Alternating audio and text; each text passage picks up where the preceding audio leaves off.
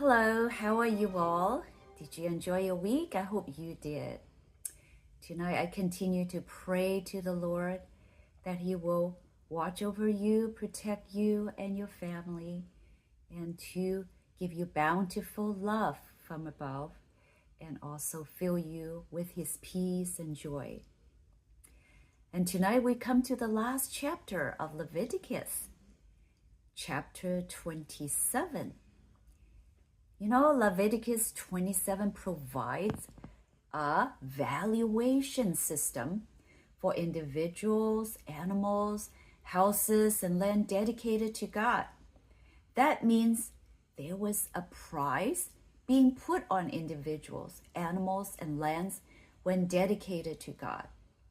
So what is the valuation system for?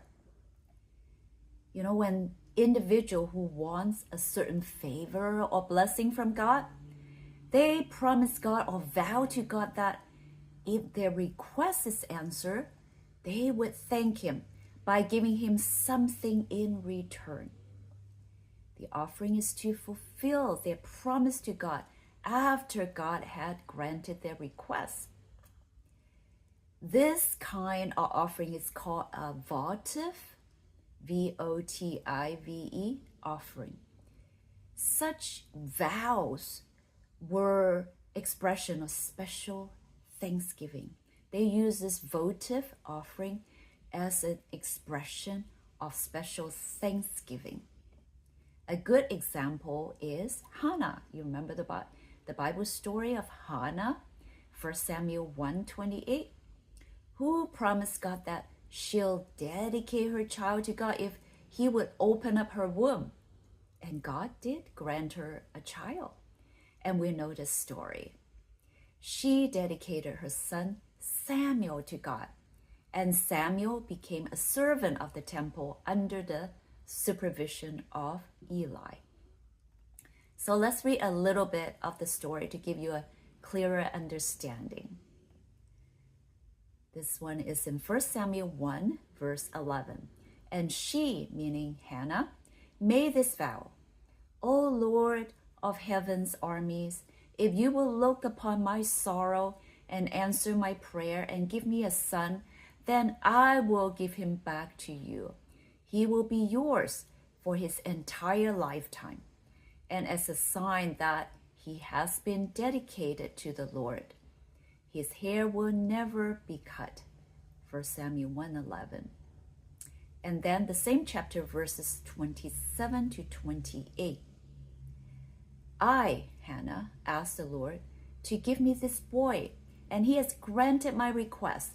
Now I am giving him to the Lord, and he will belong to the Lord his whole life. And they worshiped the Lord there. This kind of offerings were given over and above the expected sacrifices that God required of them. And we had discussed the different type of offering and sacrifices in the previous chapters, right?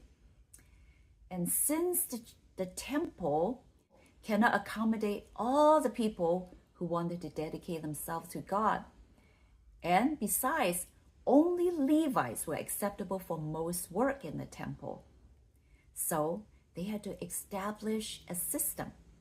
In this system, if the individual would like to dedicate himself to the temple, he would give to the temple the equivalent in money. So let me explain further by showing you a chart of the valuation. So you look at here. So instead of himself, this person working for the temple, a male between the age of 20 to 60 years old would give 50 shekels for the equivalent.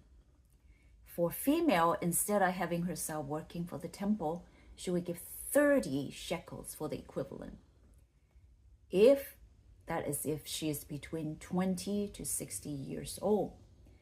But a male between the age of 5 to 20 will be 20 shekels. Female 5 to 20, 10 shekels.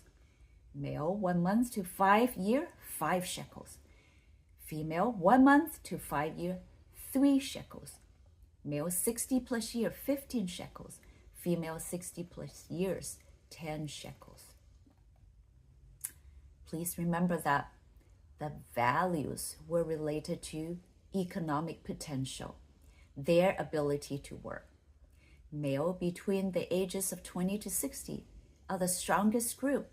They have strength and can work faster than the other groups, and therefore their valuation is the highest. So putting the price on an individual is not about their inherent worth, but about their productivity potential. Was this a popular ancient practice during the time of Moses? Yes. Let me give you a couple examples. According to history, a Mesopotamian king, his name is Ibisin. I hope I pronounced it correctly. This King Ibisin offered votive offering to their god Nana for divine protection because his kingdom was experiencing famine and facing threats of invasion from the enemies. And then a second example, a Hittite queen vowed to give an offering to their deity if the royal prince recovers from his illness. She promised that she will give to the deity a sword, a dagger, and some sort of silver ornament. In those days, votive objects from the worshippers are transferred to their sacred places, in this case to the sanctuary. If the votive object is a person, he would become a servant at the sanctuary like Samuel, or they would give the equivalent in monetary gift. Well, we have already observed from the chart that a male in his prime worth the most, 50 shekels, and female 30, infant children and older people of lesser valuation. Again, I emphasize this system of valuation is not discriminating female children, babies, or senior citizens, but it was measured according to a person's strength or speed to work. In another word, their general ability to produce. And verse 8 make a special provision for a poor person who wants to make such a vow but cannot afford the usual amount. The priest lowers the valuation of the vow person in proportion to the vower's ability to pay. Do we need to give this kind of offering to God in this present time? Well, this is not a required offering, but a free will offering. Today we have similar practices across different religious and charitable tradition. Let me give you some examples. For Christianity, we have thank offering, right? When a person is thankful of what God has done for him or her, he or she may give a thank offering or an offering of his or her choice for specific purposes, like missions, building projects, or helping the poor, disaster relief, etc. And then for the Islamic religion, they are required to give 2.5% of their wealth annually to help the needy. There are also something called fidya and kafara. I don't know whether I pronounce it correctly. They are monetary compensation for missed fasts or sins. So if they have sinned or they miss a fast, then they give those offerings, which resemble the concept of redeeming vows with money. And for the Buddhists and the Hindus, they have this thing called dana, which is giving money to temples, monks, or charitable works. They may also donate in the form of food or land to the religious institutions. The Jews, they have this thing called pidyon haben. Okay, I don't know whether I pronounce it correctly, which is the redemption of the firstborn. In Judaism, firstborn sons are traditionally redeemed from priestly service with a payment of 5 silver shekel to a priest. And there are other churches or religion encourages the believers to give up the possessions or wealth as a sign of devotion, like dedicating land, animals, or valuables, as in the biblical time. So, what is the equivalent of shekels to today's money? Determining the modern equivalent of biblical shekel values involve understanding the ancient shekel weight and the current market price of silver. Here's a breakdown. Weight of a biblical shekel is approximately 11.5 grams or 0.4 ounces. And the current market value of silver, as of now, it is about $25 per ounce. So let's calculating the value by using these figures. So we use 0.4 ounce times $25, right? So it's equal to $10 per shekel. And applying to this specific amount, so 50 shekels is equivalent to $500 today. 30 shekels equivalent to $300 today. 20 shekels, 200. 10 shekels, 100. It doesn't seem like too much, but consider this. The value of silver and its purchasing power are definitely not the same as today. For instance, according to the Code of Hammurabi around 1800 BC, indicates that unskilled laborer earned only about 10 shekels per year, suggesting that 50 shekel is the 5-year wages of a person. Can you imagine that? And moreover, the historical purchasing power of a shekel probably much greater than today. Well, the chapter also talk about using animals as the votive offering. So what is the valuation of animals? You can go into Leviticus 27 verses 9 to 13. If the animals were used for the vow or votive offering, the value would be based on the purity of the animal and the usability of the animal. And a modern comparison could be unblemished livestock, market value of prime agriculture animals. That would be cattle, sheep, or goats. Blemish or substitute animals would be a lower grade livestock or commercial animal value. For example, if we were to transfer that value to today, a prime bull costs, let's say, $1,500. A blemish one would worth probably like about $1,000. So they also use the houses as their vow offering. So how do they price the houses? You can read into Leviticus 27 verses 14 to 15.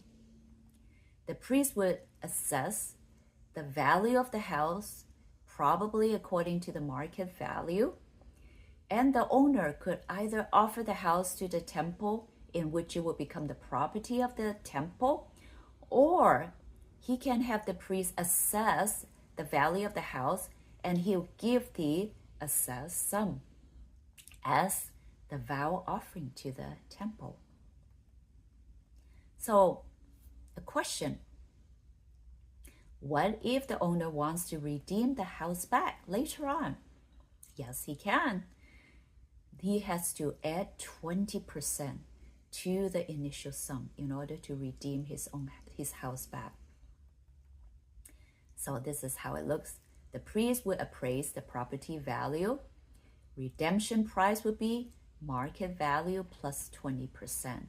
Let me give you a modern day example. If a house is valued at $200,000, the redemption price would be $240,000. Another situation, how about when the person wants to give his land as the vow offering? How do they put valuation on land? And this is in verses 16 to 25. Land was valued based on seed production. In those days, was about 50 shekels per omer. Omer is a measurement. So 50 shekels per omer of barley. What it means is the value of a piece of land is based on its potential agricultural yield or productivity times the year until the next Jubilee. This is a formula. Yield of the land times years until the year of Jubilee. So what does it have to do with the year of Jubilee? Remember, we mentioned that if the land was purchased from someone and you are not the original owner, in chapter 25 of Leviticus says that in the year of Jubilee, the land will return to the original owner. So if you have a piece of land, you need the money, you want to sell it, and you sell it for whatever price to someone else. But when the year of Jubilee comes, the land returns to you because you are the original owner. So let me reiterate. If the land is a piece of purchased land, let's say I purchase a land and I am not the original owner, the valuation of it will depend on how much yield it has per year times how many years left until the year Jubilee. So the formula is yield of the land times how many years left until the year of Jubilee, because it's going to return to the original owner. What if you want to redeem it?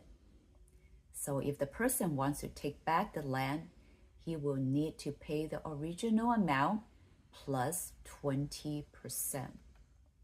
So redemption formula, the price plus 20%.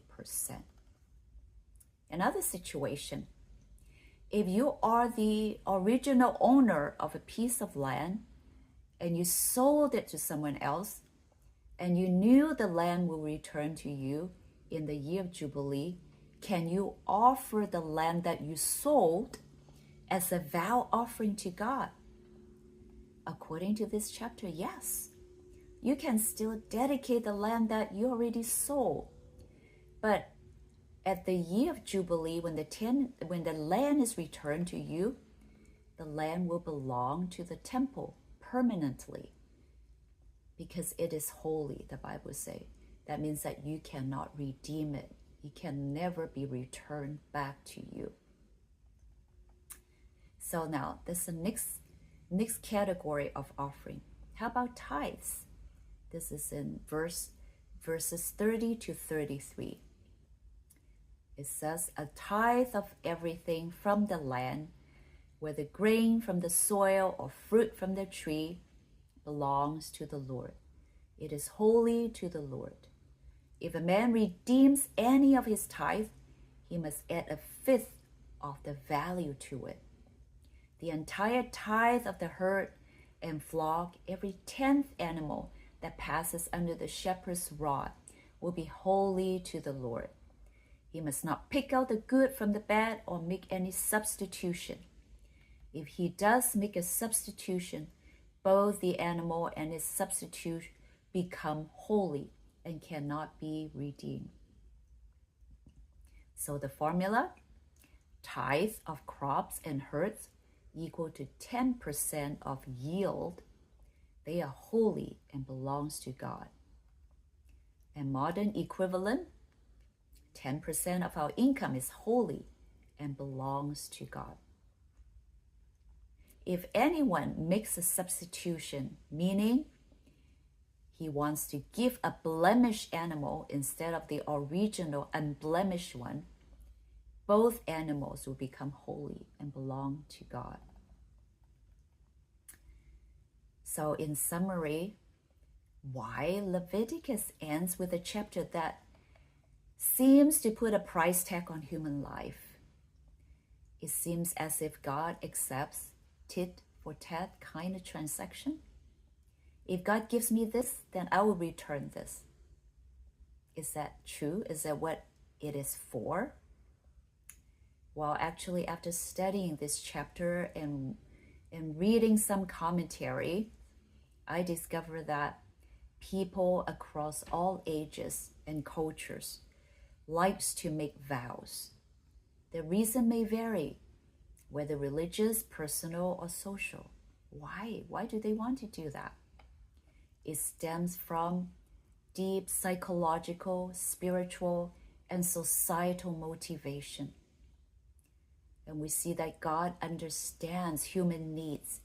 He wants to meet our deep yearnings, and He utilizes systems that human can understand to fulfill this yearning. And these offerings are not required, but it helps to meet human needs for commitment, purpose, and accountability. The valuation system is certainly not a system God wants to put a price tag on individuals. To God, men and women are priceless. According to Numbers 35:31, if a man murders someone, he must pay with his life, and no one can save him with ransom payment. This passage reflects the concept that human life is priceless. Justice demands that a murderer must pay with his life because nothing else is equivalent to the value of the life that he has taken. Another passage, Psalms 49:7-9 says, "None of them can by any means redeem the other, nor give to God a ransom for anyone, for the redemption of the souls is costly." So why are humans so valuable? Let me paraphrase this professor. His name is Roy Gain. He said that Genesis 1:26 and Genesis 9:6 tells us that we are made in the image of God. That means we are priceless. There can be no estimate price tag on human life. How can anyone put a price on the image of God? Because we do not fully comprehend the original God. We cannot appraise or estimate our own worth. Life that comes from the Holy Creator is sacred. Therefore, treating others as if their life are cheap is profanity and sacrilege. John 3:16 finalizes our worth in God's eyes. For God so loved the world that He gave His one and only Son, that whosoever believes in Him shall not perish but have eternal life. One final quote from Roy Gain, the Professor Roy Gain. God's gift was not a conditional vow. Neither was it a money substitute. Nor was He beloved Son only made in His image as a human being. Nor was He given merely to provide life service.